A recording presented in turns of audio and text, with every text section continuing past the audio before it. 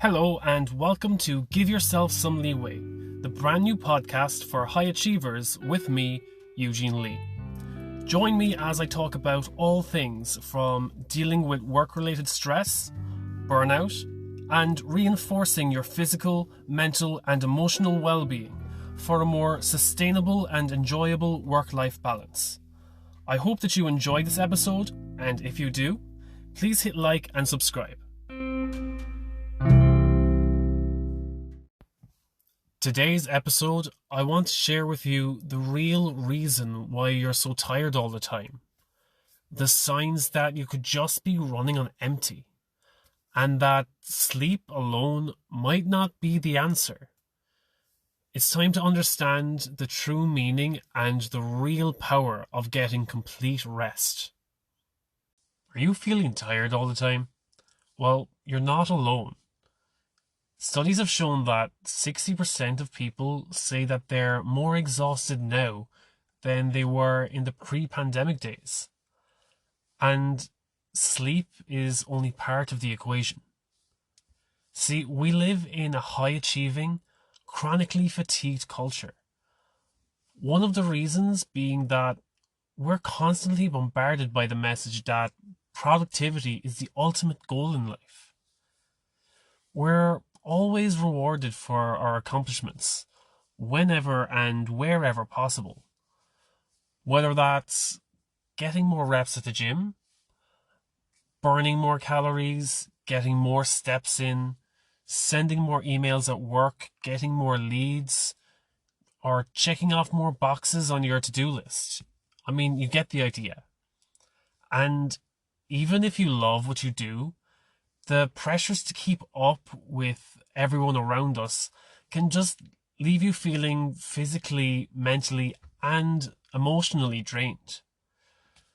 From my own personal experience and from what I've heard from family and friends, this can present itself as feeling foggy and fatigued, maybe falling asleep in front of the TV at night, getting cranky and snapping at your friends and family, and maybe coping mechanisms like surviving on 5 to 6 cups of tea or coffee a day and finding yourself depending on that over caffeination.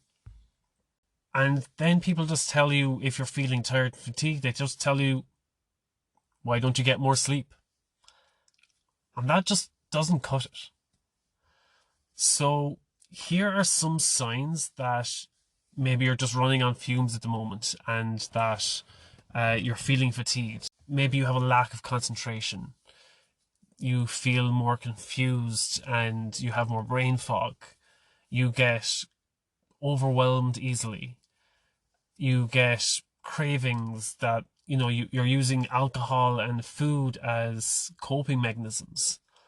Or you're feeling anxious or depressed. And on top of all this, for someone to say, oh, you just need to get more sleep. How frustrating is that? That, if you wake up in the morning and you're still exhausted, then the issue probably isn't sleep. In fact, there are 7 other areas of rest that we're definitely collectively not getting enough of. So the first is physical rest. And this isn't only about getting to bed earlier. It's about resting your body in a way that's rejuvenating.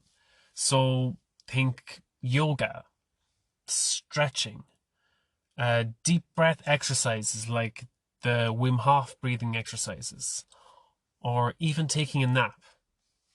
The next is a mental rest.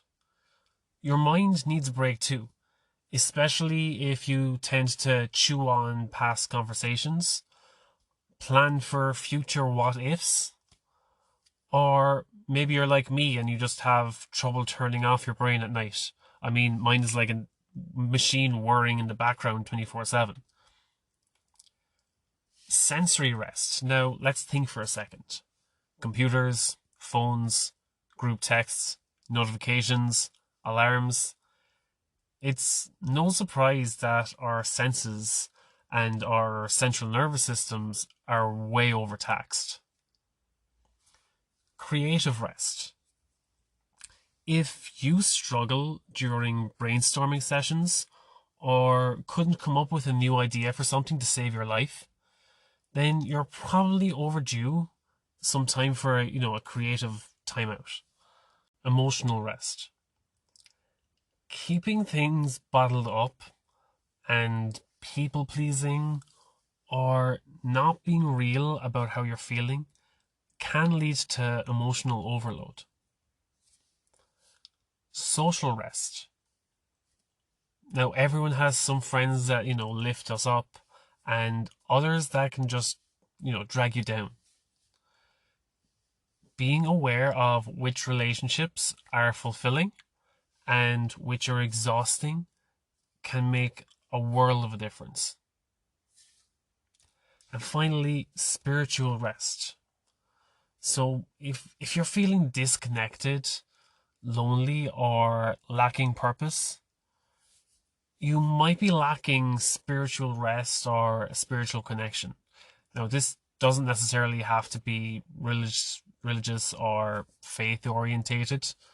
It could just be a sense that you're lacking a sense of community. Now, as a society, we have a real problem with not being in go mode all the time.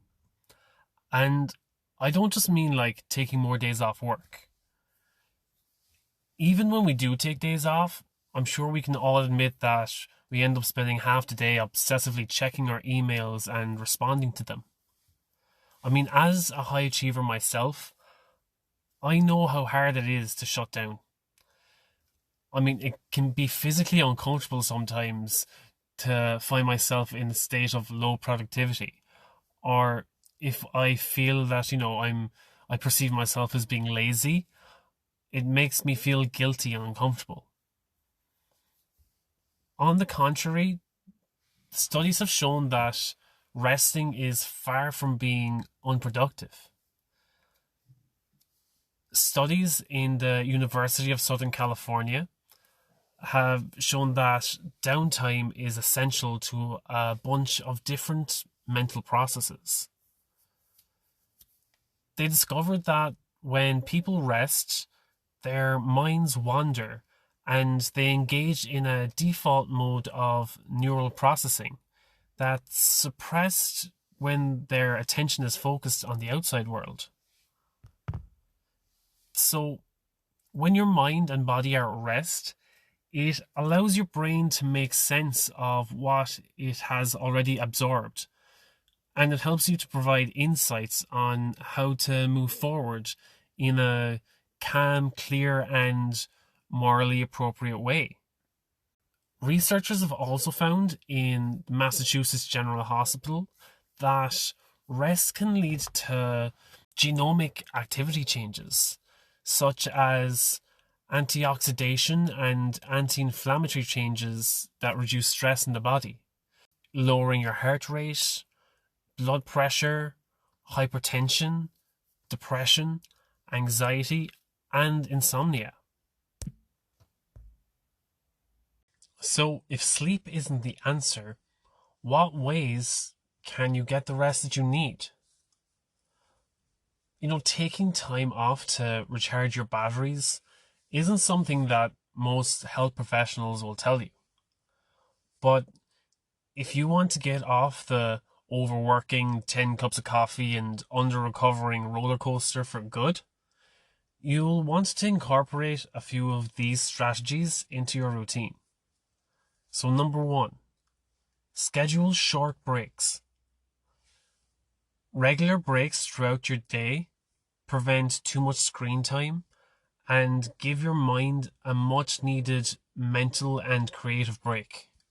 So you could use an app like Focus Keeper, which uses a time management method that divides your day into 25-minute intervals with breaks in between to make sure that you don't miss out on those much needed 5-minute rests.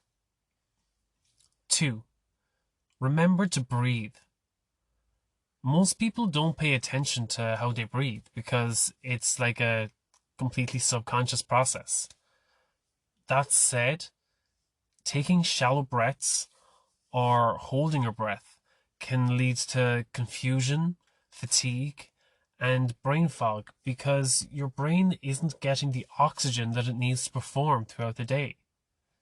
So, several times a day, stop what you're doing and take a few conscious, slow, deep breaths in and out. 3.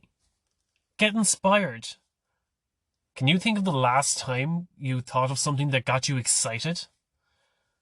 Take some time to find things that inspire you.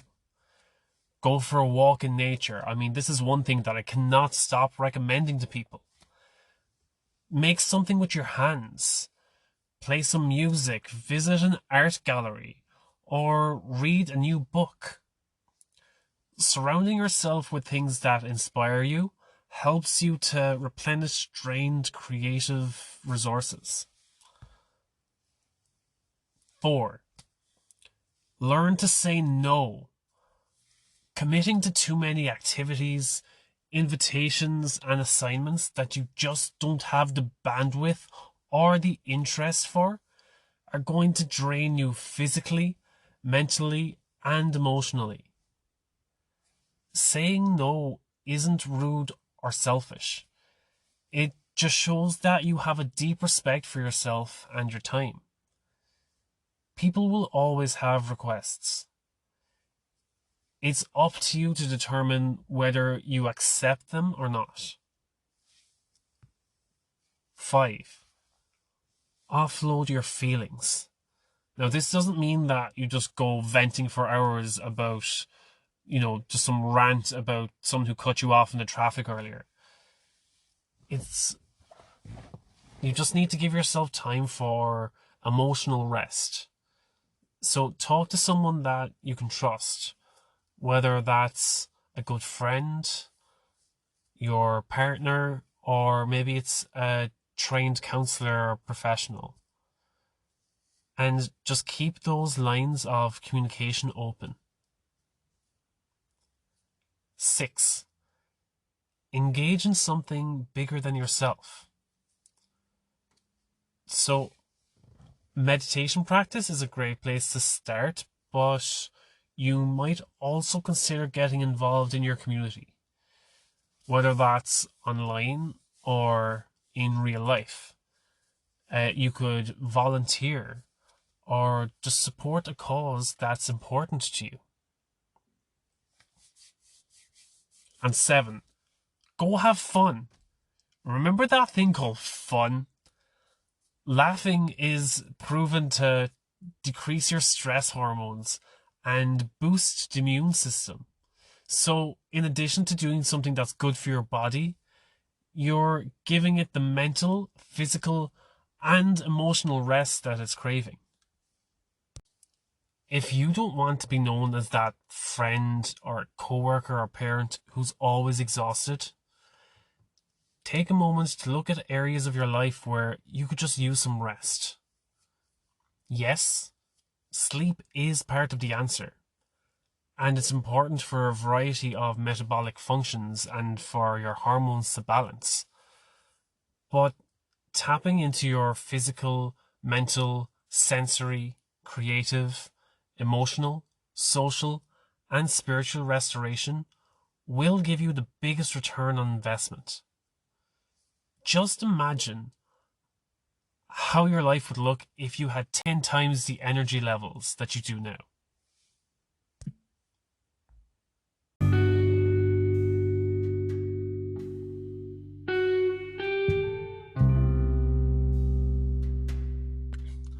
Well, I hope you liked this episode and I hope you found it helpful. And if you did, subscribe to the show, because it makes sure that you don't miss out on new episodes. And it also helps me because it increases the rankings of the show a little bit, which of course makes it a little more easily found by other people who may like it just as much as you. And if you didn't like this episode or anything about the show in general, or if you have any ideas or suggestions or just feedback that you want to share, shoot me an email, eugene@leeway.ie. and let me know what I could do better, or just what your thoughts are on what you'd like to see me do in the future. I read everything myself. I'm always looking for new ideas and constructive feedback. So thanks again for listening to this episode, and I hope to hear from you soon.